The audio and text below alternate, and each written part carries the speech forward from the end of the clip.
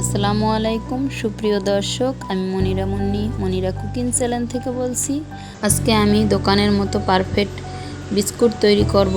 যে যেখান থেকে আমার ভিডিওটি দেখছেন, ভিডিওটি ভালো লাগলে সাবস্ক্রাইব করে বেল আইকনটি বাজিয়ে দেবেন, যাতে আমার নতুন ভিডিও আপনার কাছে সবার আগে পৌঁছে যায়। বিস্কুট তৈরি করার জন্য আমি এখানে নিয়ে নেব কিছু উপকরণ। প্রথমে আমি এখানে দিয়ে দিব 1 কাপ আটা, সমপরিমাণে 1 কাপ বেসন, দিয়ে দিব 1 কাপ গুঁড়ো করা চিনি।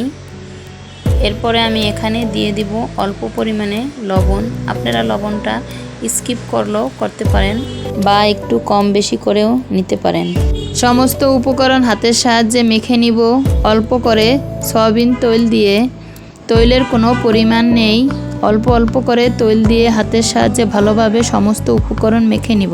আবারও কিছু তেল এখানে দিয়ে দিব, আবারও হাতের সাহায্যে মেখে নিব। কিছুক্ষণ মাখার পরে এখানে আবারও অল্প পরিমাণে তেল দিয়ে দিব। তেল দিয়ে আবারও কিছুক্ষণ মেখে নিব, যতক্ষণ পর্যন্ত আটার ডোয়ের মতো তৈরি না হবে ততক্ষণ আমি হাত দিয়ে মেখে নিব। এখন আমি এখানে 1 চামচ বেকিং পাউডার দিয়ে দিব। বেকিং পাউডার দিয়ে আমি আবারও হাতের সাহায্যে মিশিয়ে নিব। যে যেখান থেকে আমার ভিডিওটি দেখছেন, ভালো লাগলে একটি লাইক দিয়ে কমেন্ট করে আপনার মূল্যবান মতামত জানিয়ে দিতে পারেন। এক পর্যায়ে আমার আটার ডোয়ে পরিণত হয়েছে। এখন আমি এটাকে ছোট ছোট করে লিচি কেটে নিব।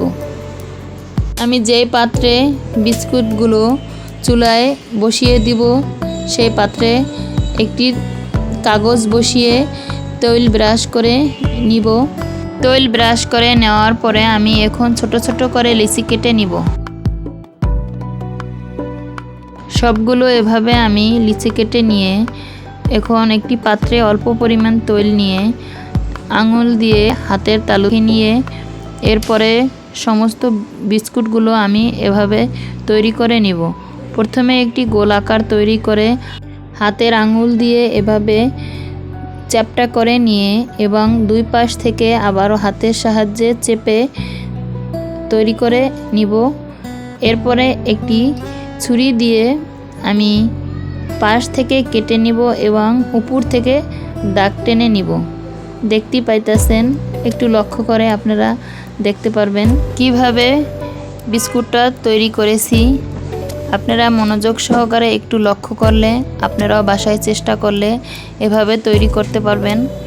আমার টিপসটি ফলো করলে আপনারা এভাবে চেষ্টা করলে পারফেক্টভাবে বিস্কুট তৈরি করতে পারবেন বাসায়। এভাবে আমি সমস্ত বিস্কুটগুলো তৈরি করে নিয়েছি। এখন এখানে একটি পাত্রে গুঁড়ো দুধ ঘন করে গুলিয়ে নিয়েছি। একটি ব্রাশের সাহায্যে সমস্ত বিস্কুটের গায়ে লাগিয়ে নিব।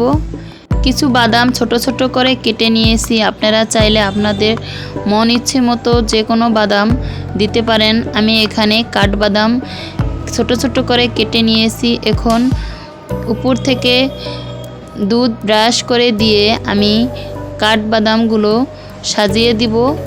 তারপরে চুলায় একটি পাতিল বসিয়ে চুলার চাক বা যা কিছু আপনাদের হাতের কাছে থাকে তা পাতিলে বসিয়ে দিয়ে এরপরে ডেকোরেশন করা বিস্কুটগুলো এই পাতিলে, গরম পাতিলে বসিয়ে দিতে হবে। এরপরে একটি ঢাকনা দিয়ে ঢেকে ঠিক আধা ঘন্টার জন্য লো ফ্লেমে রেখে এটাকে কুক করে নিতে হবে। একটি চুলার চাক বসিয়ে দিব পাতিলে। এরপরে প্লেটটা উপর থেকে বসিয়ে দিব এবং ঢাকনা দিয়ে ঢেকে দিব। ঢাকনার ছিদ্রটা বন্ধ করে দিব একটি কাগজের সাহায্যে। এরপরে আধা ঘন্টা অল্প আঁচে জাল করে নিয়ে আমি বিস্কুটগুলো আপনাদের পরিবেশন করে দেখিয়ে দিলাম। যে যেখান থেকে দেখছেন, ভালো থাকবেন, সুস্থ থাকবেন। আল্লাহ হাফেজ। আসসালামু আলাইকুম।